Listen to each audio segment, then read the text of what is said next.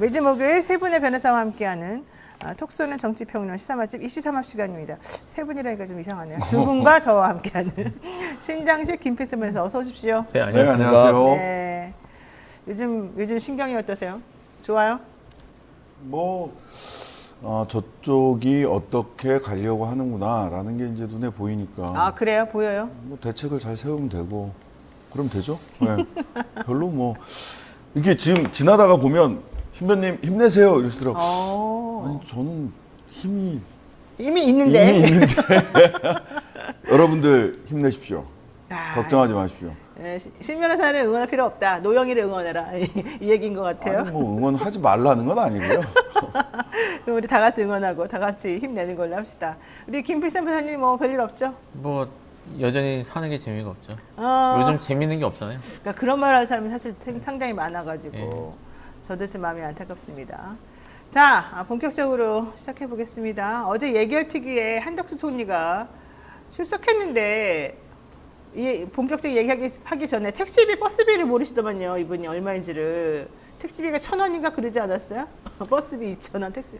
왜 바뀌어도 내가 시원찮을 판국에 총리님들은 원래 이런 대중교통을 이용하지 않으니까 모르는 게 당연한 거예요. 예전에 반기문 전 유엔대사도 반기문 씨 같은 경우에도 현실적으로 내용을 몰라가지고 그때 좀 창피당하지 않았어요? 내용을 모르는 게 아니라 내용을 모르는 정도가 아니라 지하철을 탈 줄은 몰랐죠.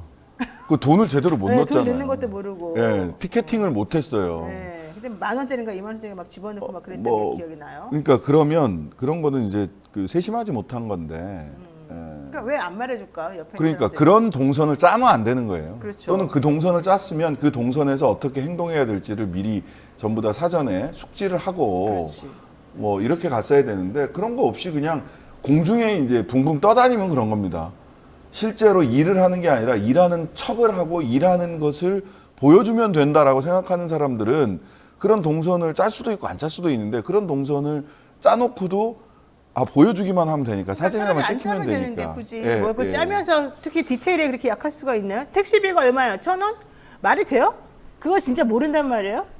택시를 안 타봤으면 모를 수도 아니 안 있겠죠. 타면 옆에서 말을 해줘야지 택시비가 얼마다. 그럼 타지를 말든가. 왜 안 탔는데 갑자기 타는 척하고 그런 얘기를 해요. 그러니까 지금 말씀하신 것처럼 이제 서민적 이미지, 이런 거 민생 문제를 잘 안다라는 일종의 그런 퍼포먼스 같은 걸 하는 건데 네. 하려면 제대로 해야죠. 그러니까 그런 퍼포먼스를 제대로 못 하는 거는 이 사람들이 이 문제에 대해서 정말 진지하지 못하구나 이런 느낌밖에 주지 뭐가 않는 문제인지 거라서. 대중들이 지금 어떻게 살아가는지에 대한 정말 관심이 없다는 거야 결론적으로. 이게 최근에 특히 택시 요금도 그렇지만 버스 요금은 최근에 오르면서 말이 많았잖아요. 공공요금 인상 문제는 항상 중요한 정책 이슈였고 그래서 최근에 올랐기 때문에 그걸 보고라도 봐주셨을 것 같은데 아예 터무니없는 금액이 나왔다는 것 자체가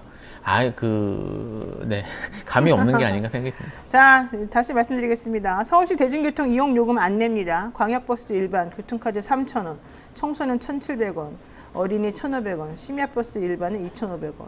근데 이런 식으로 되는데 우리 한 총리님 택시비 1,000원쯤 되지 않나? 버스비는 한 2,000원?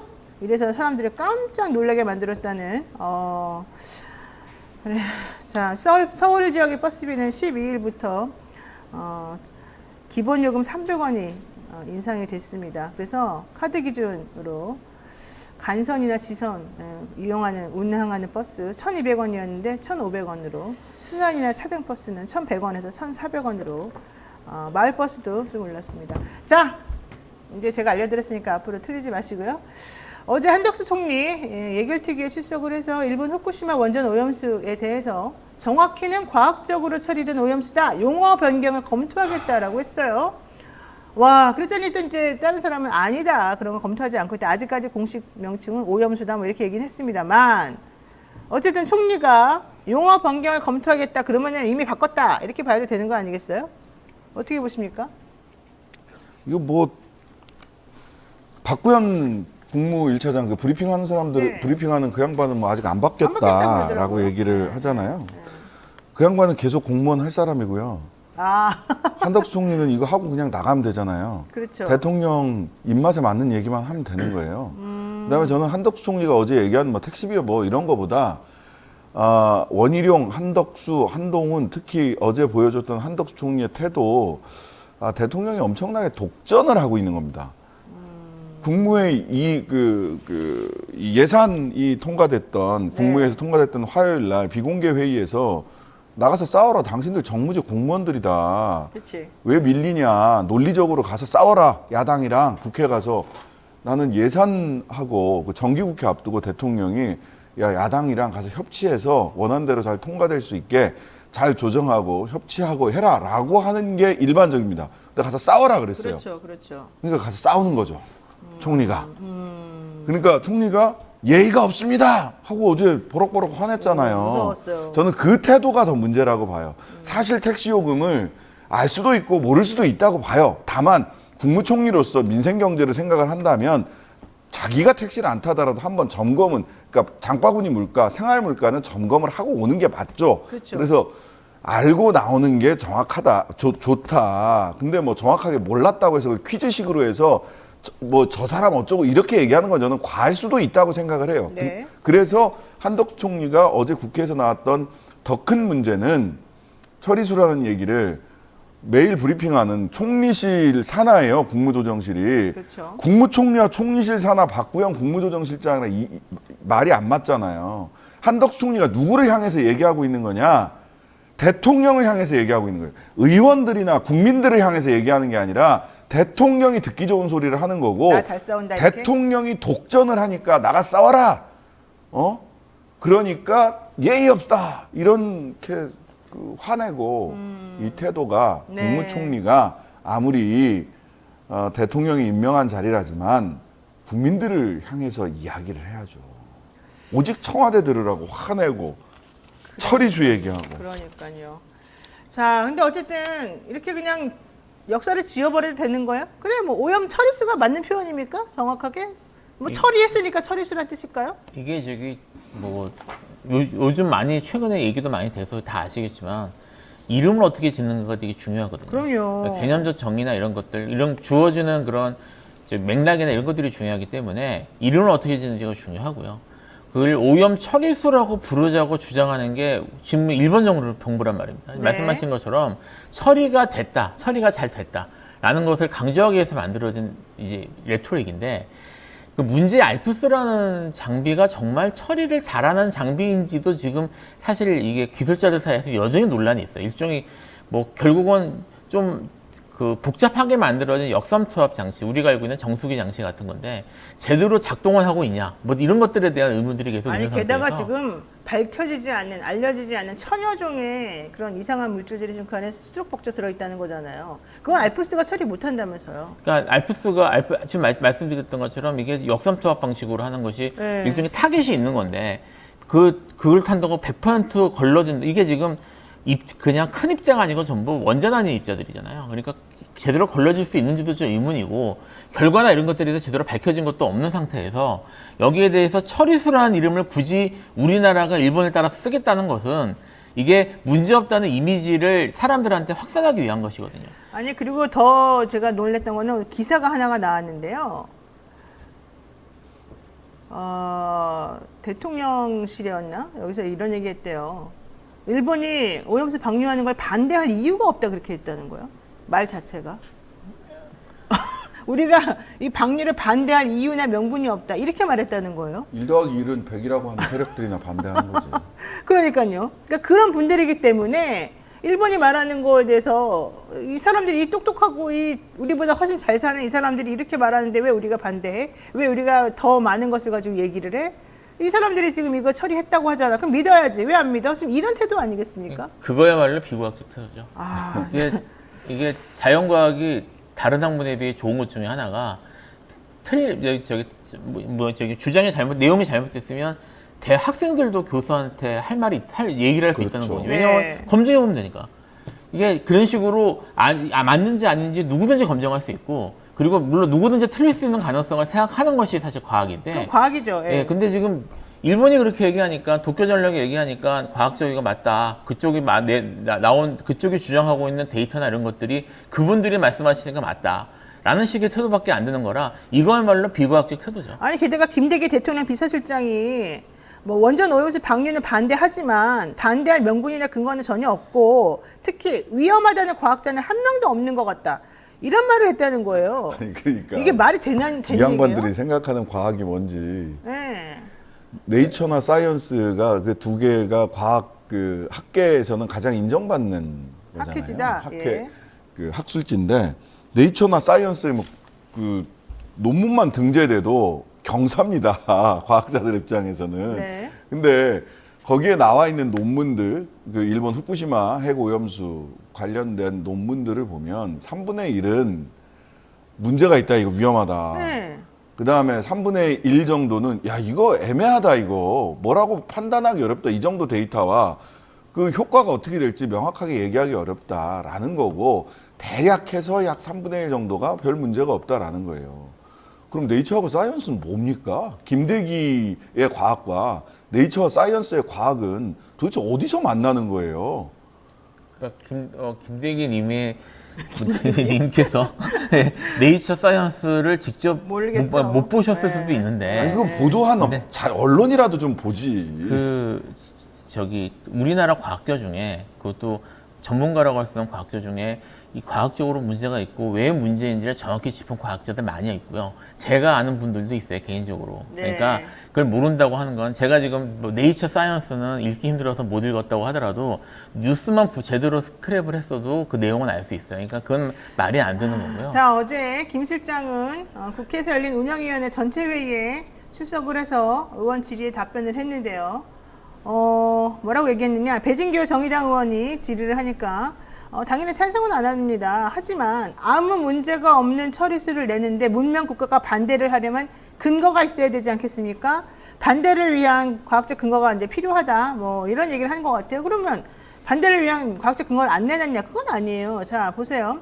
김 실장 이런 얘기도 또 했습니다. 우리보다 먼저 오염수가 오는 미국도 괜찮다고, 그리고 문명 국가인 저희가 아무런 문제가 없다는 걸 반대하기는 어렵다. 저희도 물론 지지하지는 않지만 아무런 문제 없이 방출한다는 걸 무슨 근거로 반대하고 그러겠느냐. 이게 위험하다는 과학자는 한 명도 없는 것 같다. 한 명 말했다가 동료 학자들로부터 양심이 없다는 말까지 듣고 고발까지 당하고 그랬다. 이렇게 말했어요. 그래요? 참네요. 자, 어쨌든 정부는 지금 오염수를 그냥 처리수로 중화시켜서 자꾸 말을 바꾸고 국민들의 인식을 바꾸려고 노력을 하는 것 같습니다. 상당히 위험하다, 오히려 생각이 듭니다. 자, 정치권 가장 화제 인물인 대통령 얘기해 보겠습니다. 그저께 여당 연찬회에서 2년 연속 참석했죠. 대통령 참석 저는 매우 부적절하다고 생각합니다만 더 중요한 건 이런 얘기예요. 문재인 정부는 내실 없는 분식회계 기업인 것처럼 지금 얘기를 하면서 지난 대선 때 국정 운영 가져오지 않았다면 이 나라가 어떻게 됐겠냐. 아찔하다는 생각이 든다. 언론들도 야당 지지 세력들이 잡고 있어서 24시간 우리 정부 욕만 한다. 이거 어떻게 보십니까? 언론 종사에 계시는 특히 MBC에 계시는 우리. MBC는 24시간 방송을 하지는 않습니다. 24시간 방송을 하는 곳은 오직 YTN밖에 없습니다. 네. YTN에서도 내내 욕만 하지는 않습니다. YTN은 기조가 바뀌었어요. 네. 아니 그래서 뭐 그냥 내 귀에 귀찮은 그 싫은 소리, 내 귀에 거슬리는 소리 나오면 전부 다 욕하는 거고 전부 다 좌파고 빨갱이고 공산 전체주의 세력이죠. 뭐. 용어가 점점 반국가 세력이었다가 지금 공산 전체주의 세력으로 이제 용어가 정리가 됐어요. 예. 빨치산 얘기만 나와도 빨갱이라고 얘기를 하는 이런 나라가 된 거죠. 그래서 저는 대통령이 작년에도 연찬에 참석했잖아요. 네. 작년에 연찬에 참석을 가지고 뭐 이런저런 말들이 있어요. 비판적인 얘기가 나왔는데 이번에는 연찬에 참석을 너무 당연시하잖아요. 그렇죠. 이런 데 익숙해지시면 안 됩니다. 첫 번째. 그리고 두 번째. 작년 연찬회 때 대통령이 무슨 얘기했어요? 전 정부 탓 그만하자. 그러더니 올해 와가지고 이번 연찬회에서 다 전 정부 탓이야. 전 정권 씨를 구속시키라고 그러니까 공산 전체주의 세력이 있으면 빨리 잡아다가 구속시키라고 국가보안법 위반이니까. 네.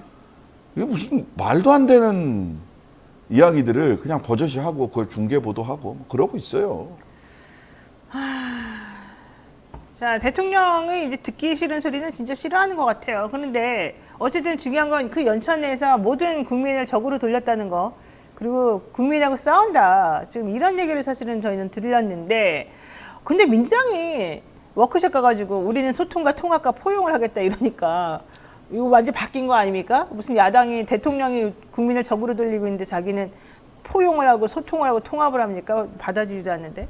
그 민주당이 그 소통과 통합과 포용, 협치를 왜 이러는 거? 여기 너무 집착하는 거 아니에요, 민주당도? 협치를 항상 강조해 왔어요. 네. 최근에도 협치 이야기를 하면서 노란봉투법이었나요? 그거 지금 돌려보냈죠. 그거 안 하고 안 했죠. 그거는 국회의장이 그런 의장이 거죠. 의장 어쩜 저기 김재표 의장은 왜 그런지 모르겠어요. 민주당에서 뽑은 의장이니까요. 근데 이걸 좀 생각해봤으면 좋겠어요. 이게 말이 좋은데 이제까지 협치, 소통, 포용해서 선거에서 몇 번 이겼는지 생각을 해봤으면 좋겠고요. 최근 그리고 이게 지금 이 얘기가 저쪽이 그러니까 지금 대통령 쪽에서는 협치, 통합, 포용에 관심이 없거든요. 그러니까요. 말씀하셨던 것처럼 진심으로 그런 말씀을 하고 계시는 건 분명하단 말이에요. 생각이 없는데 민주당이 지금 이런 얘기를 하는 게 어떤 의미인지 나아가서 결국은 이제 다음 총선이 있는 건데 최근에 이제 민주당이 계속 지지율 답보 상태고 지지율 뭐 이런 얘기를 하면서 나오는 게 국민들한테 물어보기 여론조사를 하면 최근에도 경향인가 저기 사람들하고 심층 인터뷰를 했는데 결국은 문제는 뭐냐면 효능감이 없다는 거예요. 과반수 줘봤자 뭐하냐. 지금 저기 이런저런 문제들이 있고 지금 국정 운영이나 이런 것들에서 견제하는 모습을 보여야 되는데 실질적으로 견제하는 게 있냐. 그리고 소홀히 되고 있는 민생이나 이런 문제에 대해서 제대로 다루고 있냐. 이런 얘기를 하는데 지금 여기 앉아서 여기에서 저쪽에 공산주의 세력, 반국가 세력, 그 다음에 지금 뭐 이런 식의 지금 사고 뭐 오른쪽 왼쪽 날개는 필요 없다 이런 말씀도 하시잖아요.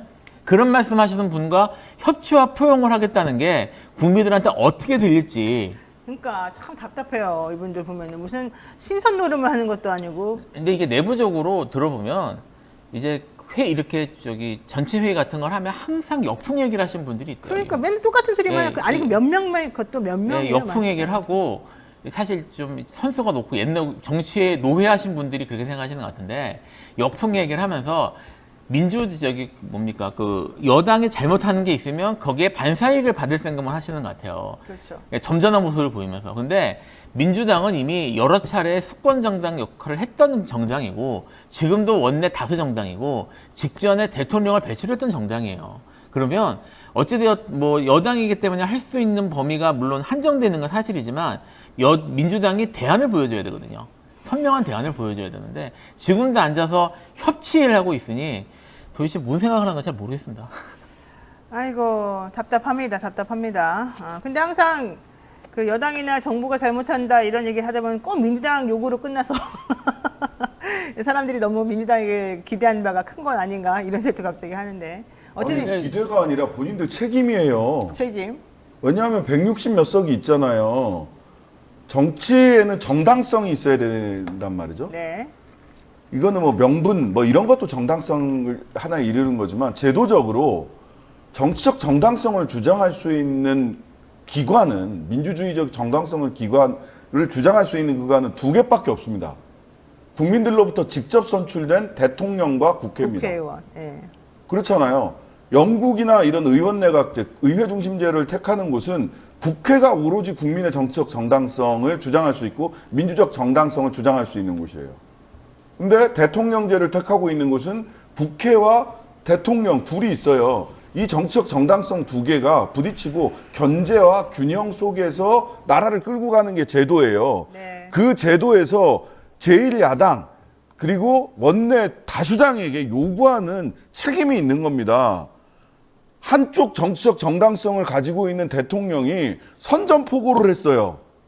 선전포고를 했으면 나 잡아 잡수 이렇게 하는 게 국민들이 원하는 걸까요? 예. 위임받은 정당이 해야 되는 일입니까?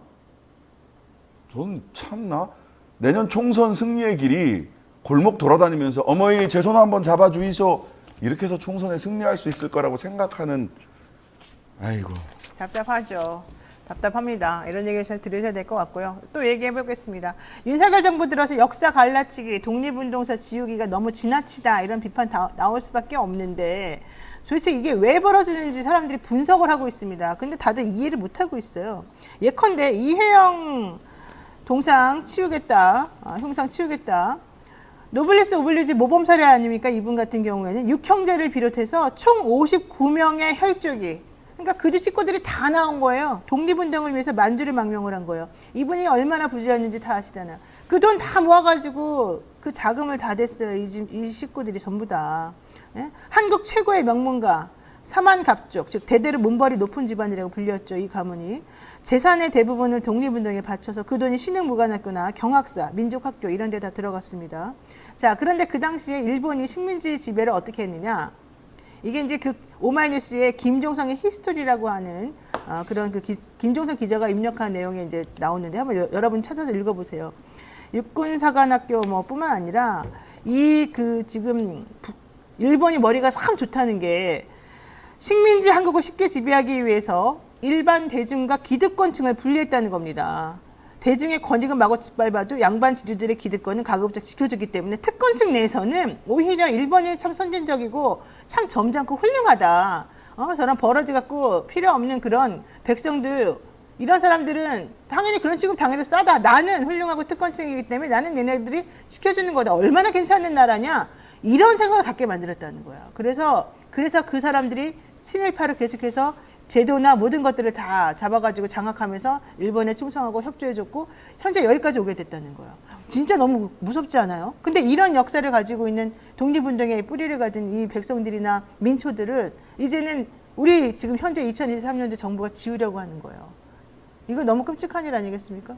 이거 어떻게 보십니까? 나는 이렇게까지 머리 좋게 일본에서 한 줄은 진짜 몰랐어요. 아니, 뭐 일본이 사실 뭐 우리나라가 지금 말씀하신 그것만 얘기를 말씀을 드리면 사실 우리나라만 하더라도 태평양 전쟁에 직접 휘말렸고 피해를 봤던 나라이기 때문에 2차 대전 때 일제가 어떻게 했는지에 대해서 사실 어느 정도 좀 지식이나 공부 같은 거 할 필요가 있어요. 근데 그런 게 거의 없는 게 사실 문제고요. 지금 말씀하셨던 그런 식의 고위직을 어떤 식으로 일본 내에 그 귀족 화족으로 포괄시켜서 했는지 여부는 사실 좀 얘기할 게 많긴 많지만 말씀하신 것처럼 그렇게 하는 게 사실이고, 지금 윤석열 정부가 지금 하고 있는 독립운동 지우기는 제가 보기에는 이게 윤석열 대통령의 신념인 것 같아요. 이렇게밖에 설명이 안 될 것 같습니다. 그러니까 이게 무슨 정치적 목적을 갖고 있다거나, 또 이제 많은 분들이 최근에 뭐 홍범도 장군 문제, 뭐 이제 흉상 문제나 이런 것들을 다른 이슈를 넣기 위해서 정치적으로 이용하는 게 아니냐고 얘기하시는 분들이 있는데, 그렇게 이해하기에는 너무 조직적이고 너무 강력해요. 그리고 너무 맹목적입니다. 그래서 이거는 윤석열 대통령이 지금 뭐 반국가 세력 이런 말씀 하시잖아요. 그 마찬가지로 공산주의 말씀하시는 거 마찬가지로 독립운동 세력의 독립운동이라는 것에 대해서 본인이 그런 식의 역사적 평가를 갖고 있는 게 아닌가. 그리고 일제강점기에 대해서 보통 우리가 알고 있는 그런 것들과 좀 다른 생각을 갖고 계신 게 아닌가라고 밖에는 생각이 안 들어요. 저는 그렇게밖에 설명 못 할 것 같습니다. 네. 뉴라이트 역사관에 대한 그 역사를 다시 바로 세워야 된다는 열정에 휩싸여 계신 거죠. 초기에 그런 거 새로운 역사 뭐 다 한 번씩은 겪어보셨을 것 같은데, 저도 고등학교 3학년 때 태백산맥, 다시 쓴 한국 현대사 이런 등등을 보고 철학책 읽고 뭐 이러면서 고3 그 시험 끝나고 나서부터 이 열정에 휩싸입니다.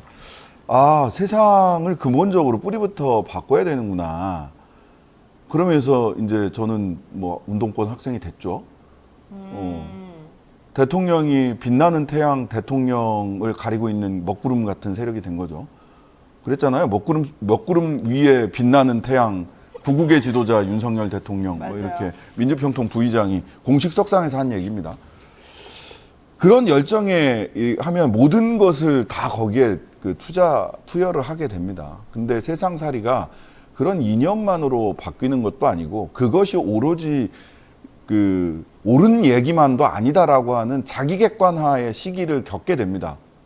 사람이 정상적으로 성장을 하면. 그 과정에 아직 도달하지 못하신 것 같아요. 최근에 뉴라이트를 배우신 거가 아닐까. 자기 객관화가 안 되고 본인은 지금 대한민국을 구하고 열심히 하다 보니 어느 날 돌아보니 세계 제일 맨 앞에 와 있더라. 한미일 북중러 여기에서 이런 인식이 있어요. 조금 망토 둘러들으면 지구방위대로 날아가실 지금 상태다. 열정에 휩싸여 계시다. 지금 의욕이 충만하군요. 아, 이렇게 바꿔야 된다. 이런 식으로. 자, 어쨌든 그럼요. 좀 전에 제가 말씀드린 그 기사가 무엇인지 알려달라는 분이 계셔서 오마이뉴스에 김종성 기자가 어제 올린 거고요. 공산주의는 핑계, 소름 끼치는 윤 정권의 본심. 뭐 이런 제목으로 김종성의 히스토리라고 하는 그런 그 시리즈 같아요. 이 기사에 나온 얘기입니다. 근데 어쨌든 여기서 나온 얘기는 일본 식민지 지배 관련된 기술을 적어 놓은 겁니다. 대중의 권익을 마구 짓밟으면서도 양반 지주들의 기득권은 지켜줬다. 그러니까 특권층 내에서는 독립운동가가 배출될 필요가 없고 이유가 없는 거예요. 그리고 독립운동 하겠다고 나서는 버러지들이 나라를 어지럽히는 나쁜 사람으로 인식이 되는 거예요. 말하자면. 그러니까 실질적으로 그 사람들이 계속해서 자기네는 그 기득권을 가지고 있었었고 그 기득권을 이용해서 일본에서는 선전을 했다는 겁니다. 당시 독립운동에 대한민국의 귀족은 참여하지 않고 있다. 대한민국의 귀족은 우리를 반기고 있다. 우리 때문에 본인들 나라가 제대로 발전할 수 있다라고 기뻐하고 있다. 이런 식으로 선전선동하는데 이들을 이용했다는 겁니다. 선전선동뿐만 아니라 그렇게 의식화를 했죠. 네, 그래서 그 의식화를 한 그 거예요. 의식이 그대로 남아 있는 게 뉴라이트잖아요. 바로 그겁니다. 그러니까 지금 연결되는 뉴라이트. 고리가 있는 거죠. 그러면서 일본은 식민 지배에 대해서 한국인들이 동의를 했고 실질적으로 한국이 낙후되어 있고 발전이 없는 것에 대해서 일본이 동력을 제공했다. 그러니 한국은 고마워해야 된다. 근현대사에서 일본에 그런 열정이 없었으면 일본의 도움이 없었으면 우리가 정말 힘들게 대한민국을 개화시키지 않았으면 니네가 어떻게 이런 식으로 좀 발전했겠냐. 이런 얘기를 지금 계속해서 하고 있는 겁니다. 그게 뉴라이트의 식민지 근대화론이고 48년 건국절 주장 그거랑 다 똑같은 그 맞습니다. 괴에서 나오는 얘기죠. 그런 상황에서 사만갑족이라고 불리는 이회영 선생같이 그렇게 부잣집에 그렇게 기득권을 가진 분들이 자기 자산을 탈탈 털어가지고 독립운동하는 사람들을 위해서 자금을 대고 온 가족이 다 나서가지고 그러면 안 된다고 하고 있으니 얼마나 눈에 가시였겠어요. 이회영 씨는 또 이렇게 했습니다. 베이징의 일본 조계지 내에서 중일합작은행을 털어 독립자금을 마련하고 흑색 공포단을 조직해서 일본 군용선박의 선체를 파괴하고 텐진의 일본 영사관에 폭탄을 투척하고 약산 김영봉 스타일의 항일투쟁을 전개했다. 그러니 조선총독부가 유해영 체포조까지 꾸려서 그의 무장투쟁을 그만뒀으면 하고 얼마나 바랬겠는가. 유해영, 홍범도, 김자진, 지청천, 이범석은 김원봉처럼 무기를 들고 일제에 맞선 투사들이다. 이들을 바라보는 일제 당국자들의 시선이 어땠을지는 두말할 필요도 없다. 그런데 지금 현재 윤석열 정권에서 하고 있는 혹은 이들을 바라보는 시선이 일본의 것과 뭐가 다르겠느냐. 이게 이제 요점이었어요. 자, 그래서 제가 지금 궁금하다고 생각합니다. 지금 이제 신변호사는 이게 뉴라이트의 부활 내지는 뉴라이트를 정착시키려고 하는 대통령의 신념을 이런 식으로 말씀하셨는데 배우가 있을까요? 배우가? 왜 이런 행동을 꼭 해야 되죠? 이거를 뭐 물론 저기 의심돼 뭐 저기 사실 그러니까 음모론은 있어요. 뭐 뒤에 무슨 자금이 흐른다, 뭐 무슨 자금이 흐르고 그게 어떻게 일본의 우익과 어떻게 연결된다라는 음모론은 있는데 확인된 바는 없기 때문에 이게 누가 뒤에 배후에 있다거나 아니면 뭘 조정한다는 식으로 사실 쉽게 말하기는 어렵고요. 무엇보다도 지금 여기에 선봉에 서 계신 분이 대통령이신데 대통령을 움직이는 배우가 별도로 있다고 생각하는 거는 사실 적절하진 않죠. 그렇게 되면 또 얘기가 달라지는 거라서. 그러니까 지금 말씀드렸던 것처럼 배우가 누군지를 파고들기보다는 일단 대통령이 지금 거기에 대한 신념을 갖고 있다는 거. 나아가서 지금 이런 식의 사고 방식들을 계속 확대 쟁상하면서 이데올로기화해서 작업하는 사람들이 있어요. 그 사람들이 일반인들은 잘 안 알려져 있긴 하지만 몇몇 사람들이 있거든요. 그렇게 많지는 않은데 그 사람들이 계속 여기저기서 국가의 지식인 국가의 원로 대접을 받으면서 언론에서 스피커도 돼주고 그리고 무슨 뭐 특히 국민의힘 같은 곳에서 불러가지고 뭐 강의 같은 것도 계속 듣고 계속 그렇게 그분들이 먹고 살 수 있도록 대주는 그런 것들이 있어요. 그러니까 그런 부분에 대해서 그분들의 학문의 자유나, 그럼 결국 그분이 하고 싶은 말을 하는 것도 기본권의 문제니까 입을 막으라는 건 아니지만 그런 식의 작업들, 이데올로기의 작업들이 이루어지고 있다는 거, 거기에 대해서 어떻게 대응해야 될지에 대해서는 좀 생각을 해봐야 될 것 같아요. 특히 민주당 같은 경우에 역사 문제에 대응하는 방식이 상당히 나이브하거든요. 지금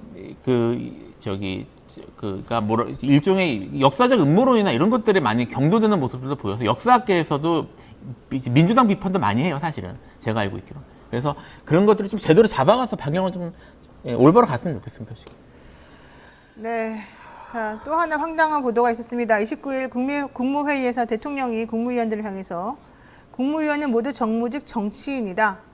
논리와 말을 가지고 싸우라고 그 자리에 있는 거다. 싸우라고. 왜 국무위원들한테 싸우라고 하는 거? 누구랑 싸우라는 겁니까? 이거는? 야당이랑 싸우라는 거죠, 국무위원이. 국무위원들 보고 싸우라고요? 아니, 다 예산안 내왔으니까 예산안 그 통과시킨 국무회의에서 그 얘기를 하는 건 야당이랑 싸우라는 얘기죠. 그리고 그런 얘기도 했어요. 야, 싸워서 욕먹는 거 그 두려워하지 마. 그렇게 해야 결집 효과도 있는 거야. 라는 얘기까지 했어요. 아니, 뭘 결집하겠다는 거예요? 지금 대통령이 나서서 싸우면서 35% 똘똘마리로 결집시키잖아. 반공산주의 세력과 싸워야 된다고 생각하는 사람들. 그거 하라는 거예요. 왜 나만 싸워, 이 자식들아. 니들도 다 싸워. 그 얘기예요? 제가 보기에는 두 가지를 이야기를 했어요. 하나는 대통령이 저는 이것도 말이 앞뒤가 안 맞는 건데 외교 안보도 어느 정도 안정됐으니 이제부터는 먹고 사는 문제다라고 얘기를 했잖아요. 그래놓고 실용보다 이념이다. 이념이 연찬에 제일 가서 중요하다고. 야, 실용정당이라고 국민의힘 자꾸 얘기하는데 니들 정신 차려. 우리 이념정당이야. 라고 얘기를 한 거고요. 네. 그렇게 얘기했잖아. 그러니까. 예, 그렇게 얘기했고 싸워야 돼. 당부터 국무위원까지 다 싸워야 돼. 내가 맨 앞에서 싸울 거야. 하고 독전을 한 겁니다. 안 싸우는 자 블랙리스트 올린다는 거 아니야? 블랙리스트가 아니라 이제 독전을 전쟁이 싸움 중에 안 싸운 자는 누구예요? 직결 처분입니다.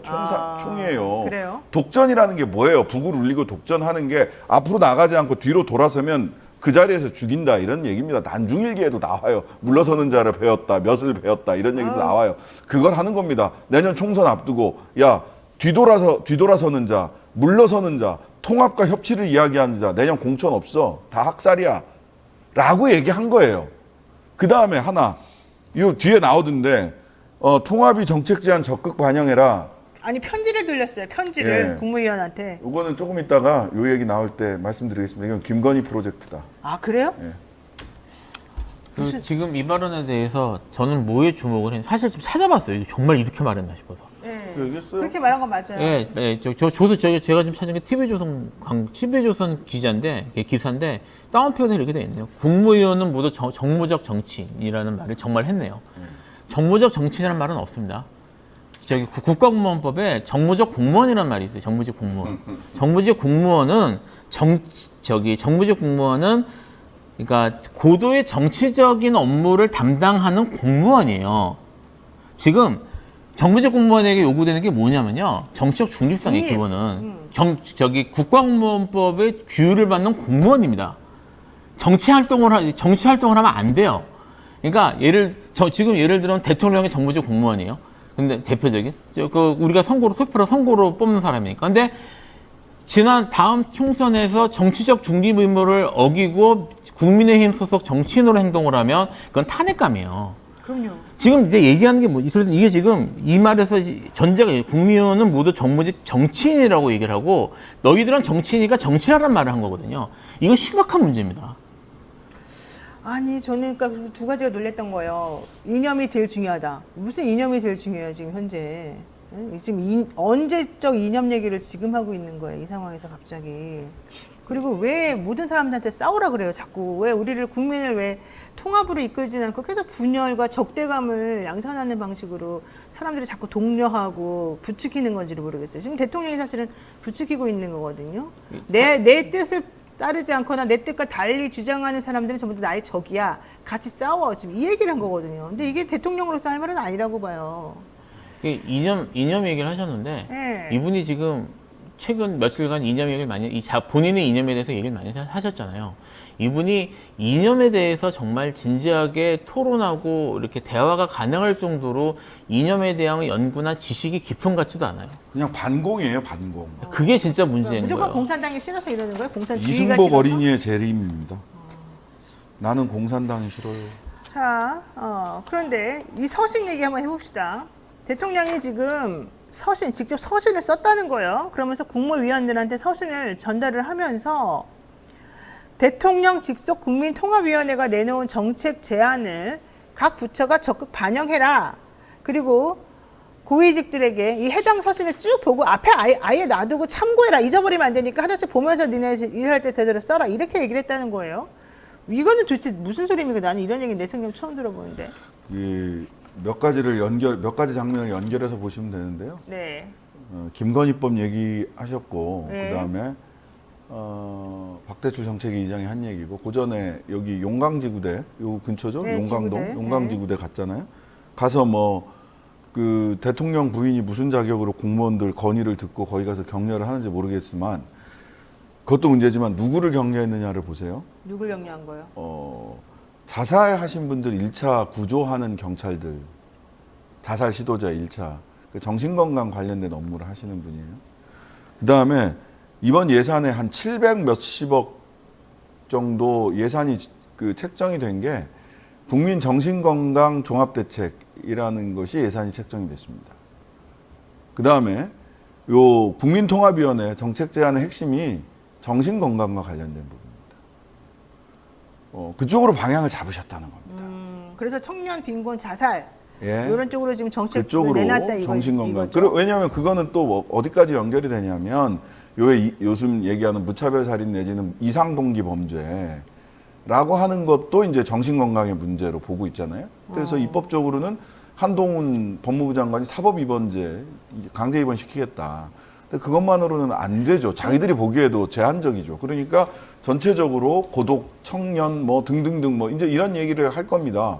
그래서 대한민국 정신건강과 관련된 법이 나오면 개식용금지법이 김건희법이라고 했다면 그게 김건희 정신건강법, 뭐 이런 식의 네이밍이 붙고도 남을 추세다.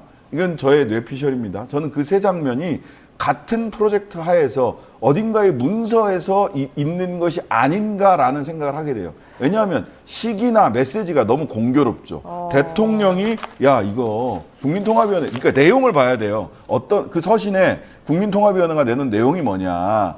정신건강과 관련된 내용이 핵심에 있어요. 아니 잠깐만요. 그래서 그럼 자살하는 사람들을 그럼 어떻게 하겠다는 거예요? 이게요 사람들의 문제를 그 사회적인 문제를 자살이나 정신건강의 문제를 그냥 돌리기만 하면요 개인적인 문제가 돼버려요. 그래서 사회적으로 이것들에 대해서 어떤 식으로 대처할 필요가 없게 만들어져요. 우리 여사님이 그러신 분이 아닙니다. 용강동 지구대에 가서 만나서 이것은 사회적 타살이다라고 하는 얘기를 했어요. 메시지는 굉장히 폭넓게 아울러서 나오고 아니, 있어요. 말을만 그렇게 하면 뭐예요? 그러니까 대책이 그래서 사회적인 걸 아니, 해결할 수 지금 있는 거예요? 대책이 중요한 게 아니라니까 김건희 입장에서는 네이밍만 지금 하겠다는 거 아니에요? 아니 대한민국 정신건강을 김건희 여사가 돌보시겠다. 대통령께서는 예산으로 뒷받침하시겠다. 그리고 국무위원들은 이거 보면서 당신들이 각 부처에서 어떻게 할지 참조하시라 항상 이런 메시지로 저는 읽힌다는 겁니다. 그래서 굉장히 좌우를 폭넓게 개식용 금지법도 좌우를 막론하고 폭넓게 동의의 폭이 있는 거잖아요. 대통령은 싸워라. 저들은 반공산주의 세력이다. 그리고 여사는 좌우를 막론하고 이렇게 동의의 폭이 넓은 사안을 자신의 정책 옛날에는 예쁜 사진 찍는 게 그래서 이미지 메이킹 하는 것이었다면 이제는 정책과 법률 예산에 직접 김건희라고 하는 이름표를 붙이고자 하는 것이 아닌가 아니기를 바랍니다. 예, 저는 그런 뇌피셜, 저의 뇌피셜이고요. 네. 공교롭다. 근데 시기와 메시지가 굉장히 계획이 있는 게 아닌가라는 생각을 할 정도로 네. 시기와 메시지가 공교롭다. 저는 근데 또 좀 놀란 게 국민의힘 의원들이 대통령하고 자기네들을 일체화시켰다는 거예요. 윤화일체. 우리 모두가 윤석열이 돼야 된다. 원팀이 중요하다. 이런 얘기를 했다는 건데요. 그러면서 내부 총질 당협위원들은 블랙리스트 작성해서 엄중 경고해야 된다. 이런 얘기까지 나왔다는 거예요. 이거 너무한 거 아닙니까? 이런 건 전체주의라고 하죠. 그러니까 무슨 대통령하고 국민의힘 의원들의 윤화일체가 정확히 뭐예요? 왜 지금 대통령은 국민의 대통령인데 국민의힘만의 대통령도 아닌데 이게 말이 안 되는 거 아니에요? 총선 때까지예요. 예, 총선 때까지는 어쨌든 공천을 받아야 되고 현재로서는 그래야 되는 상황이니까 이런 데에 기민하게 움직인다고 봐야 되는 거겠죠. 근데 이제 총선 이후에까지 이런 기조가 이어질 수 있을지는 봐야 될 것 같아요. 근데 너무 이렇게 되면 대통령이 중립의무를 지켜야 되는 분인데 너무 총선 개입이 노골적으로 지금 되는 거 아닙니까? 아까 말씀드렸던 것처럼 정무적 정치인이란 말이 갖고 있는 위험성이 사실 그런 의미에서 있는 건데 이게 생각을 해보면 대통령이 지금 이렇게 하는 것에 대해서 거리낌이 없는 이유가 있어요. 거리낌이 없을 수, 이게 제가 여기서 다른 이슈 가지고 말씀을 드린 적이 있는 것 같은데, 이게 문제가 되면 결국 뭐 고소고발이 이루어지고, 이루어져서 이제 수사나 이런 것들이 이루어져야 될 텐데, 지금 수사기관을 전부 잡고 있잖아요.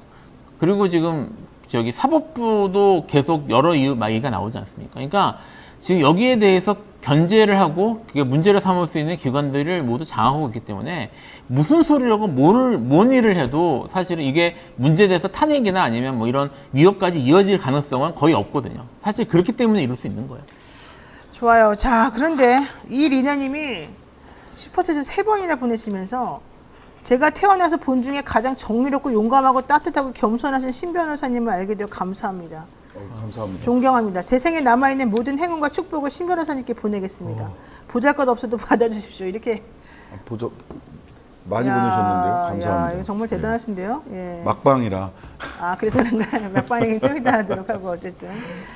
어쨌든 두 분 말씀을 들어보니까 사실은 상당히, 마음이 좀 그러네요.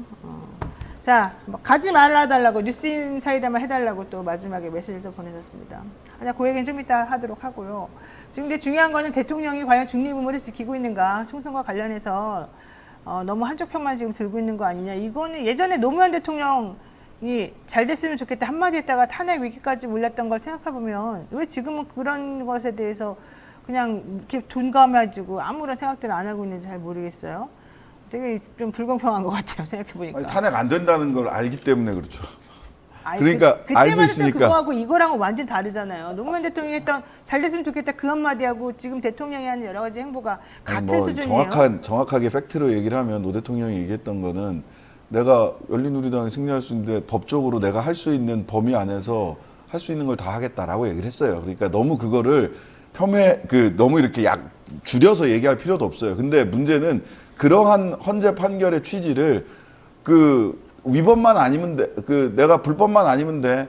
법의 취지나 판결의 취지를 고려하는 게 아니라 내가 이렇게 얘기해도 어차피 탄핵 소추하면 기각될 거잖아.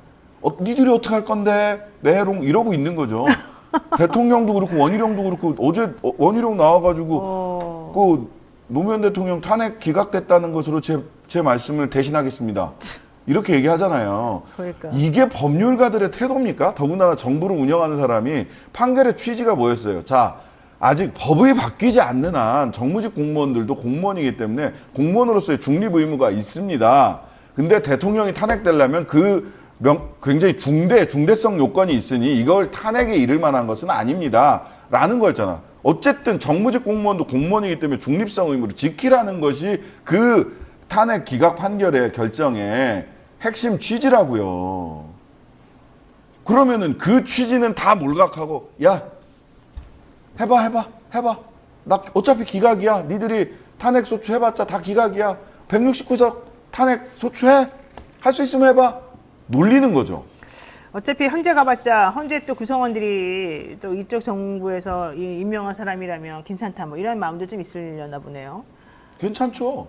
현재 결정을 보면 이상민 기각하는 것까지 보면 저는 이상민 같은 경우 이제 중대성 요건을 대통령과 장관을 어느 정도 달리 볼 것이냐가 저는 관심 사안이었는데 굉장히 넉넉하게 중대성 요건을 굉장히 세게 봐가지고 이상민 탄핵 기각했잖아요. 그러니까 오만방자합니다. 그러니까 대통령도 그렇게 얘기를 할 수 있는 가서 싸워. 반대편이 막 반대 목소리가 나고 욕이 나야지 우리 편도 결집하는 거야. 니네 어차피 내가 해임하지 않는 한 탄핵 돼봤자 다 기각이야. 걱정하지 말고 싸워. 이런 얘기를 하는 거예요.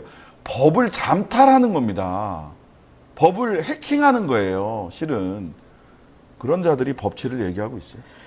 자, 대통령 총선 개입이 너무 노골적인데 뭐 숨기려는 노력 같은 거 전혀 안 하고 어쨌든 그것을 당연한 것처럼 지금 여기는 인식이 있는 것 같아요. 윤 대통령이 용산 참모들 중에서 내년 4월 총선 출마자를 내보내기 위해서 대통령실 개편을 단행한답니다. 지금 국민일보에 나온 그 단독 기사를 보게 되면 추석 직후에 총선용 개편을 한다고 되어 있습니다. 대통령실에서. 그러면서 지금 이름 거론되는 사람들 강승규, 김은혜, 주진우 등이 출마를 준비하고 있다라고 얘기되어지고 있고요.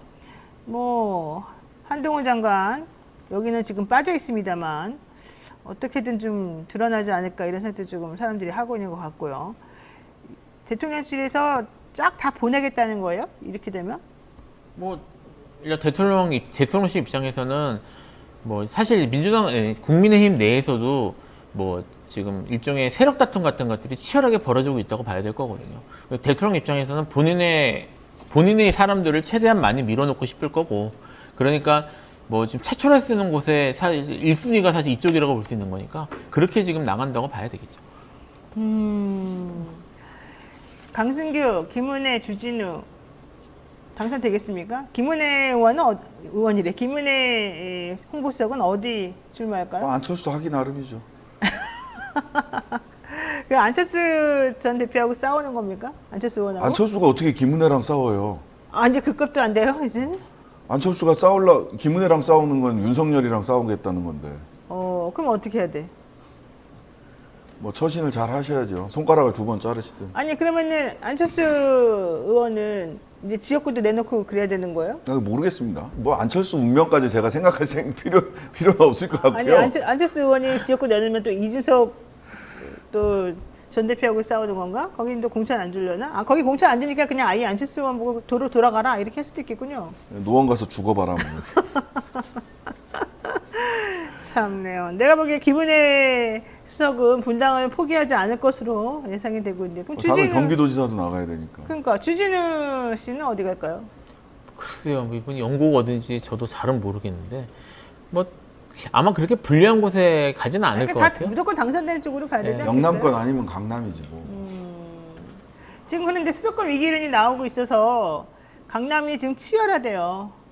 이 국민의힘 입장에서 보면. 글쎄요, 태영호가 당선되는 곳인데. 그건 아무나 나가도 된다 이런 얘기 막 나와 있어요. 지금 어쨌든 나경원 전 의원 계속 이름은 나오고 있습니다만 사실 제가 보기에 전망이 썩 밝아 보이지는 않아요. 제가 보기엔 나경원 의원은 지금 2번 죽이는 거거든요. 그러니까 이거는 우리 당의 아이콘이다 뭐 이런. 뭐 하라는 거야? 가서 치어리더나 하라는 얘기 아니야. 그렇게까지 설마. 그런 거죠. 지금 뭐 나경원 의원 동작, 제가 이제 관악사니까 왔다 갔다 하다 동작구를 지나요. 그럼 뭐 플랜카드 진짜 열심히 걸고 있더라고. 그만큼 위기감이 있다는 거죠. 왜냐하면 중앙 정치를 통해서 뭘 할 수 있는 방법이 없잖아.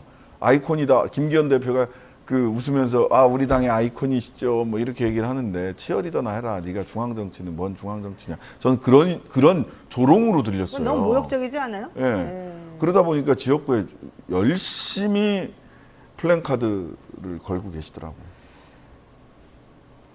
네. 자, 나경원, 원희룡, 권영세 당 중진들 지금 복귀한다는 얘기 나오고, 민주당 박지원, 정동영 출마설이 나와요.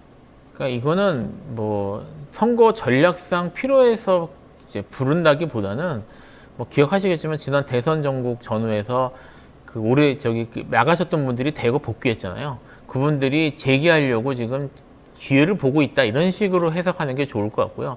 지금 이게 전체적인 민주당 기준으로 사실은 민주당만이 아니라 국민의힘도 마찬가지라고 좀 생각을 하는데 이른바 올드보이 뭐 거물 이렇게 불리는 사람들이 나오는 게 정말 자당의 그 총선 전략에 이익이 되는지 잘 모르겠습니다. 솔직히. 저는 민주당에 꼭 이 말씀을 드리고 싶은데요. 막방이니까 막 나간다 진짜. 예. 첫 번째, 선전포고를 했으면 맞서 싸울 대응 전쟁을 준비를 해야 된다. 네. 두 번째, 민주당은 당내가 중요한 게 아니라요. 생각해 보세요. 내년에 윤석열 정권 심판 선거가 맞죠. 정권 중간에 있는데 그건 어느 정권 때도 마찬가지예요. 집권 2년차, 3년차에 치르는 선거는 정권 심판 선거가 아닌 적이 없어요. 자, 그런데 심판을 하려면 어떻게 해야 돼요? 심판하는 칼이 무기가 국민들 손에 굉장히 단순하게 선택할 수 있는 걸 제시해 주는 게 정당의 역할입니다. 복잡한 이슈, 복잡한 정치 구도를 단순화시켜서 국민들의 표는 한 장밖에 없잖아요. 2장이구나. 이제 비례대표도 어떻게 되든 간에 2장의 표를 어떻게 사용할 것인가를 국민들께 친절하게 메뉴판을 딱 그렇게 올려주는 게 야당 역할, 모든 정당의 가장 중요한 역할입니다. 그런데 생각해 보세요. 지금 민주당이 너무 많아요. 당내만 민주당이 친명 비명만 있는 게 아니에요. 지금 여의도에서 들려오는 얘기들 쭉 있잖아요. 송영길 민주당도 있고요. 추미애 민주당도 있고요. 촛불에도 당이 2개예요. 그것 외에도 다른 민주당 야당하겠다라고 해서 나와 있는 정당들 모색하는 정당이 제가 아는 바로만 해도 한 손가락으로 모자라요. 진짜 왜 그런지 모르겠어요. 그 구도를 정치력으로 정리해내는 게 제1야당의 역할입니다. 네. 억지로 찍어 눌리고 찍어 눌러서 이런 게 그 작은 군소 정당들과 정치적 자유를 중시하는 사람들을 굉장히 스트레스 받게 하고 민주당을 신뢰하지 못하게 했던 원인 중에 하나거든요. 네. 이거는 정치력을 통해서 내부 협상을 통해서 이것을 단순화해서 비례대표는 여기를 찍으시고요. 지역구에서는 여기를 찍으세요. 라고 이거를 메뉴판을 정리해 주는 게 제1야당의 역할이고 이재명 대표의 역할이라고 저는 생각을 합니다. 네. 이걸 안 해놓고 송영길 민주당 따로, 추미애 민주당 따로, 뭐 열린민주당도 아직 있어요. 통합은 했지만 열린민주당, 촛불당도 2개, 3개. 이 구도를 정리하지 못하면 민주당이 어떤 유혹에 빠질 거냐? 제가 단언컨대 그 유혹에 빠질 겁니다. 왜? 병립형 비례대표제로 돌아가자. 왜 그렇게 분열되는 겁니까, 민주당 도대체? 그거는 저는 여러 가지 이유가 있고 그분들 각자의 이유가 있고 다 합리적이에요. 들어보면 다 이유가 있어요. 근데 그거를 조정해서 국민들 앞에 윤석열 정권을 심판하고 싶은 정권 심판을 하고자 하는 국민들이 혼란 없이 자신의 의지를 투표를 통해서 드러낼 수 있게 구도를 정리해내는 게 진짜 리더십이고 진짜 제1야당의 역할이다. 민주당 정치인들이 저도 이런 얘기까지 하네요. 민주당 정치인들이 국민의힘 정치인들하고 구별되는 가장 큰 단점이 뭐냐면요. 제가 보기에는 일단 안목이 짧고요. 길게 못 보고 두 번째는 자기의 정치적 이익을 매우 중요하게 생각합니다. 그러니까 지금 예를 들면요. 지난 그 대선 가장 최근에 생겼던 대선이니까 지난 대선 전국 때 국민의힘이 어떻게 했는지 생각을 해보면 윤석열이라는 이제 새로운 인물이 나타났잖아요. 근데 사실은 그분 윤석열 후보는 당시에 국힘의 정치인도 아니었고 사실 세력이나 매우 약한 상황이었단 말입니다. 근데 국민적 지지를 받으니까 거기에 대해서 처음에는 다투고 했던 뭐 이렇게 했던 사람들도 결국은 윤석열 대통령을 만들기 위해서 똘똘 뭉치는 모습을 보였어요. 그들 중에서는 윤석열 계열이 아니기 때문에 소외될 것이 당선된다고 하더라도 소외될 가능성이 높은 사람들도 있었습니다. 사실은 지금 결국은 그렇게 됐지만 이준석 대표도 그런 케이스였단 말이에요. 근데 결국은 대통령을 만들기 위해서 똘똘 뭉쳤단 말이에요. 결국은 그러니까 정권을 재창출한 다음에 얘기를 하자라는 것에 대해서 어느 정도 합의가 됐었기 때문에 그 후에 뭐 이준석 대표가 어떻게 되고 나경원 아까 말씀하신 나경원 전 의원도 그렇게 되고 이런 일들이 벌어졌지만 어쨌든 큰일을 선거를 앞두고 보면 뭉치는 모습을 보였는데 민주당은 그런 모습을 최근에 보인 적이 한 번도 없어요. 여전히 사실 제가 이게 우려하는 건데 민주당의 중요 정치인들은 네. 이게 지금 말씀하신 것처럼 총선을 지금 모두 힘을 합쳐서 잘 넘어가서 그 후에 논의하는 식으로 가는 게 아니라 일단 내가 공천되는 거 그리고 나와 가까운 사람들이 공천되는 것에 더 집착하는 것 같은 느낌이 들어요, 사실은. 자기 이미지 관리하는 거. 그게 지금 민주당의 가장 큰 문제라고 저는 생각을 합니다. 자, 알겠습니다. 이재명 대표 검찰 쌍방울 대북송금 의혹 소환 일정 두고 지금 신경전이 벌어지고 있는데 이거 하나만 이슈하고 정리하겠습니다. 이 대표는 결국은 본회의가 없는 9월 11일 주간에 출석하겠다고 했는데 검찰이 아니다, 일방적이다 이러면서 9월 4일 날 나오라고 했어요. 이게 지금 서로 싸우는 거 아닙니까? 이런 식으로 싸우는 것도 웃기지만 체포동의안이 오게 되면은 결과적으로 검찰에서는 민주당의 내분 때문에 모양새가 이재명 대표 모양새가 웃기게 될 거다. 뭐 이걸 좀 노리고 있는 것 같아요. 저는 체포동의안이 언제 올지 가지고 이렇게 지루하게 왔다 갔다 하는 것도 그만해야 된다라고 생각을 해요. 체포동의안을 어떤 국면에서 맞이하게 될 거냐가 중요하다고 생각합니다. 네. 즉 국민들의 지지와 선전포고한 대통령과 맞서 싸우면서 체포동의안을 받았을 때와 네.